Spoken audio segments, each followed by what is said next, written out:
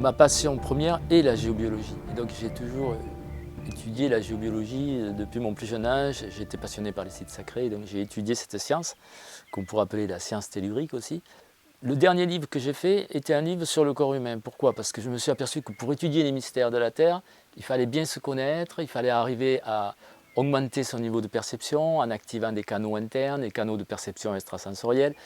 Donc le dernier livre traitait sur le corps humain, beaucoup de connaissances à propos de comment nous fonctionnons. Et là, ce livre-là, c'est comment fonctionne la Terre et comment l'environnement qui est autour de nous, notre habitat, nos jardins, comment on peut voir ça d'une autre façon, en considérant que nous ne sommes d'abord pas les seuls sur cette planète et que nous sommes entourés de présences invisibles qui partagent notre environnement. Donc déjà, c'est un plus dans la géobiologie que j'amène.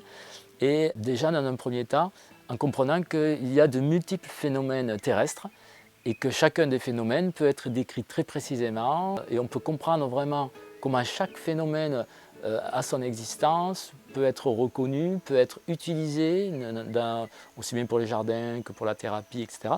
Donc dans un premier temps, dans ce livre, j'ai voulu déjà faire le point sur toutes les connaissances qu'il y avait sur la géobiologie, tous les phénomènes, dans quelle dimension ils se trouvaient. Donc la particularité aussi de ma méthode géobiologique, c'est de décliner chaque phénomène dans chaque dimension. C'est-à-dire qu'on va dire qu'il y a des gammes de fréquences, qu'on pourrait appeler des dimensions, je les nomme des dimensions, c'est des gammes de fréquences différentes où chaque phénomène se manifeste. Et cette méthode d'approche des phénomènes, en classant les phénomènes par dimension, procure une beaucoup plus grande facilité déjà de reconnaissance, reconnaître les phénomènes. Et ça permet aussi pour tout le monde d'accéder facilement, on va dire, au ressenti de ces phénomènes.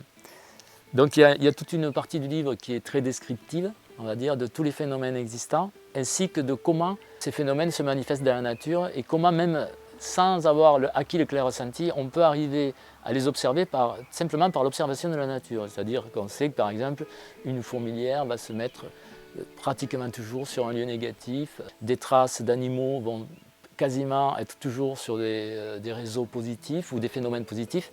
On peut savoir que les nids d'hirondelles seront toujours sur un endroit négatif, que tel phénomène est toujours sur un endroit positif. Donc rien que par l'observation de la nature, on peut déjà sentir et savoir qu'il y a des énergies bonnes ou mauvaises dans un lieu. Ensuite, si on a acquis le clair ressenti, on peut effectivement mesurer chaque phénomène, chaque famille de réseaux, les vortex, les cheminées cosmotelluriques, les courants telluriques, de nombreux phénomènes comme ça qui sont un peu partout autour de nous. Comment déjà les discerner, comment les mesurer, comment les classifier, les reconnaître. Et une fois qu'on a reconnu ces phénomènes, c'est bien de reconnaître aussi qu'il y a des présences qui sont soit gardiennes de ces phénomènes, soit qui vivent autour de nous. Donc il y a des esprits de la nature, il y a des devas, il y a tout un tas de présences comme ça qui sont autour de nous dans notre environnement. Donc je décris aussi ces présences, dans quelle dimension on peut les trouver, quels sont leurs rôles et comment on peut collaborer avec elles dans le domaine de la géobiologie. Donc ça c'est quelque chose aussi d'un peu nouveau. Et puis après je décris la géobiologie de l'habitat, c'est-à-dire comment chaque personne pourrait améliorer son cadre de vie en pratiquant des exercices simples que je propose et qui permettent à chacun d'équilibrer son lieu de vie.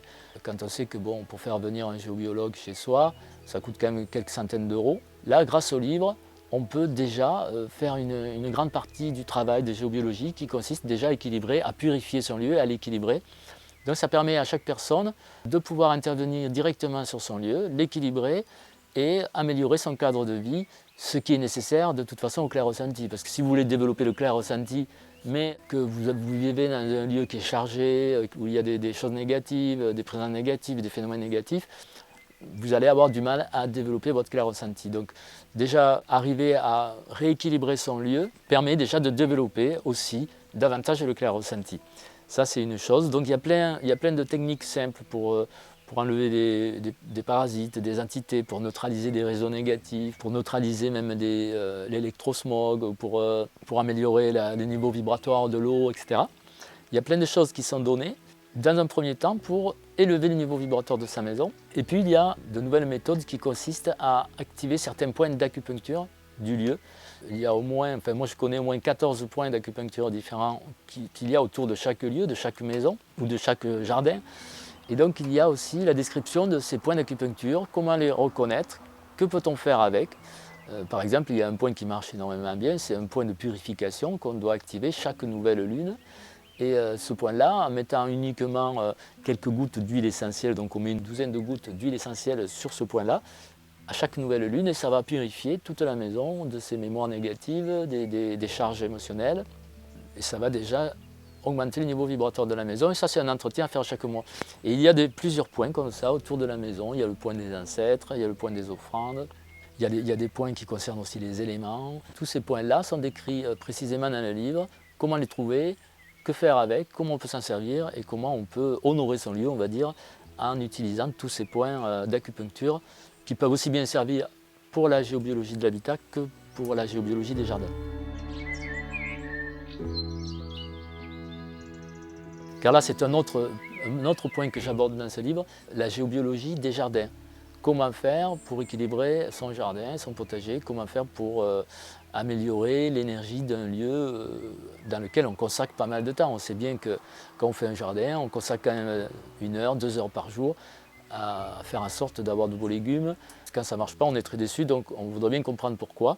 Et là, je donne justement des solutions pour améliorer le niveau vibratoire du jardin, faire en sorte que les conditions les plus favorables soient disponibles pour que l'on puisse réaliser de beaux jardins. Donc là aussi, il y a des points à activer, on peut dynamiser l'eau d'arrosage, on peut neutraliser certains types de pollution dans le jardin, ce qui permet qu'à tous les gens qui ont un peu envie d'avancer dans ce domaine, grâce à un livre, ils peuvent déjà avancer. Je dis bien, ça ne remplacera pas la venue d'un géobiologue, lui spécialiste, qui va pouvoir travailler en profondeur et en finesse autour de l'habitat et du jardin. Mais disons que ça va donner déjà de premiers éléments, on va dire, d'action accessibles à tous. Et c'est ça que je voulais faire. C'est un bouquin qui soit très pratique, qui non seulement décrive les phénomènes et décrive les problèmes que l'on pouvait rencontrer, mais aussi donne des solutions pratiques que tout le monde pouvait mettre en œuvre, parce que des fois, il y a certains livres où on te donne tous les problèmes qu'il peut y avoir, mais on ne donne aucune solution. Mon but, c'était quand même de donner des solutions et que tout le monde puisse, par soi-même, avoir une autonomie dans ce domaine pour équilibrer son lieu de vie, son jardin, et même, je donne à la fin, des circuits énergétiques qu'on peut faire. Bon, pour le gars qui a un petit terrain un peu plus grand et qui a un peu de place, il va pouvoir faire déjà des circuits énergétiques, des circuits de purification, des circuits qui vont permettre à la personne de s'harmoniser avec le lieu, d'augmenter son niveau d'énergie ou de se purifier.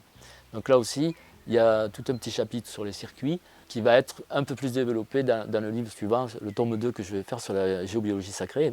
Là, c'est vraiment un premier tome sur la géobiologie où c'est surtout la description des phénomènes, la géobiologie de l'habitat et la géobiologie du jardin. Il y a quand même au début du livre un chapitre qui concerne les moyens de ressenti que j'utilise et que je partage, donc le clair ressenti, comment l'acquérir, comment le développer, quelles sont les méthodes, les canaux que l'on peut activer pour améliorer son clair ressenti.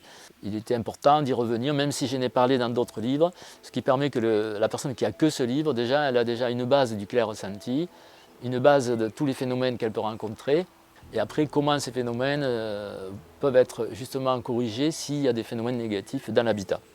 Donc voilà, pour moi c'était un défi un peu de mettre tous ces éléments dans un seul livre. Et voilà, j'y suis arrivé, je suis vraiment très heureux aujourd'hui de pouvoir partager ce livre au plus grand nombre et ainsi de un peu démystifier la géobiologie, de pouvoir la rendre accessible à tous. C'est un peu le but de ce livre. Donc pour donner par exemple des choses concrètes dans les exemples, pour neutraliser, par exemple si vous avez au niveau de votre lit des réseaux négatifs, des réseaux terrestres donc négatifs qui traversent le lit et que vous dormez mal, vous pouvez tout simplement tracer une étoile à 6 branches sur le sol, donc qui va être orientée est-ouest. Et cette étoile à 6 branches va créer un genre de cône éthérique. Il faudra la visualiser en couleur or, mais vous pouvez la tracer avec une craie blanche par exemple, sous le lit ou à côté du lit, et ça va éloigner tous les réseaux négatifs sur à peu près une distance de 3 mètres.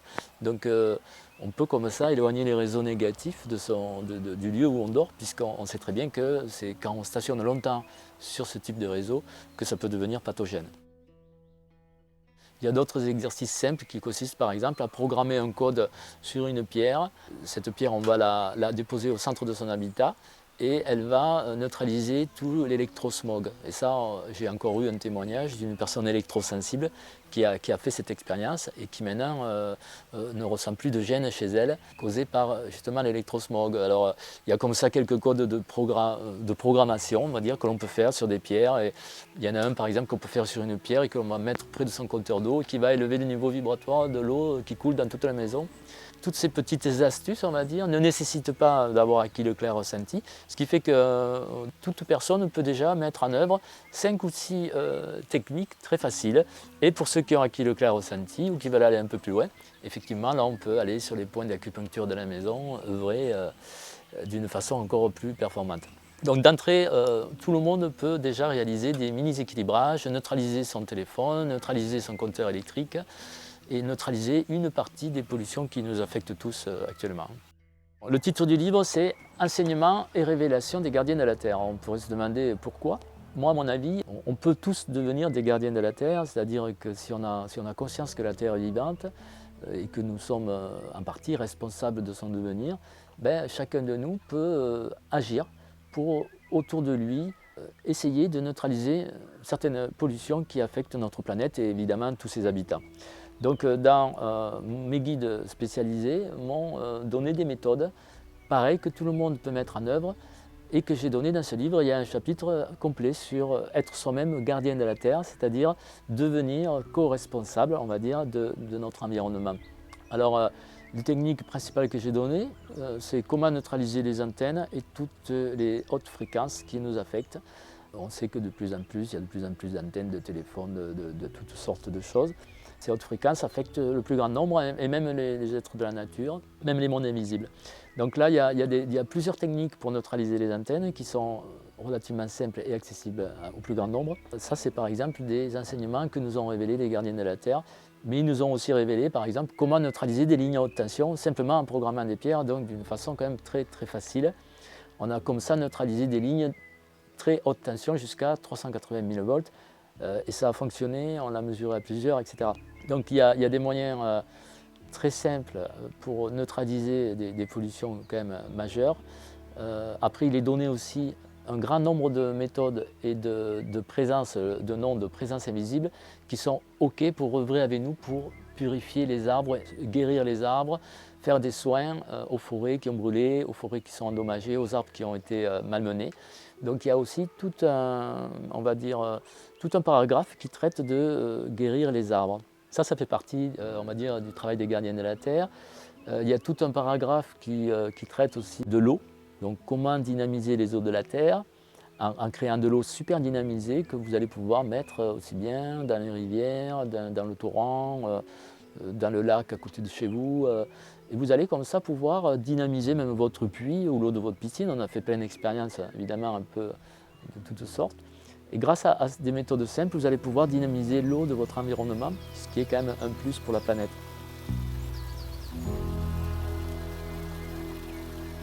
Donc on pourrait se demander quelles sont les conséquences justement de telles actions, que ce soit sur sa maison, dans son jardin, dans son environnement. Ben, il faut savoir que plus le niveau vibratoire est élevé, plus les lieux sont purifiés et plus vous allez vous sentir bien, vous allez pouvoir vous développer harmonieusement, vos capacités de perception vont aussi s'ouvrir parce qu'évidemment quand on est sous l'influence de multiples stress, nos canaux se ferment et donc nous sommes moins réceptifs au monde subtil, au monde environnant. Donc au fur et à mesure que vous allez purifier votre habitat, que vous allez purifier votre espace, votre jardin et même votre environnement, vous allez ressentir une harmonie qui s'installe autour de vous et peut-être même une ouverture nouvelle dans vos projets, beaucoup plus de chances de mieux dormir, de rester en meilleure santé. Bon, évidemment, tout ça, c'est un tout, ça va aussi avec l'alimentation. Il faut quand même considérer que l'alimentation, c'est très important. Il est important de manger des choses naturelles et pas de l'alimentation chimique. Donc tout ça, c'est un tout, mais ça fait partie, on va dire, d'une qualité de vie nécessaire à un équilibre aussi bien psychique qu'énergétique, émotionnel, mental. Donc travailler sur soi, sur l'environnement, c'est un tout. Nous sommes tous liés à la planète, nous sommes tous un avec les arbres, avec les animaux. Et prendre conscience de ça, c'est accéder à un autre niveau de conscience. Ça fait partie de la démarche spirituelle que de vivre dans un lieu harmonieux, dans un cadre harmonieux. Et tout le monde est capable d'y arriver, même dans la pire des conditions, on est toujours capable d'améliorer, on va dire, son lieu de vie, son environnement. Donc c'est une question de choix, de décision, de volonté et de conscience. Je souhaite à tous d'avoir l'envie, on va dire, d'équilibrer son lieu de vie, d'avoir l'envie d'équilibrer son jardin, son espace, son village, et ainsi de voir l'harmonie, on va dire, s'étendre autour de soi, et pour le plus grand bien de tous, des êtres visibles et invisibles qui nous entourent.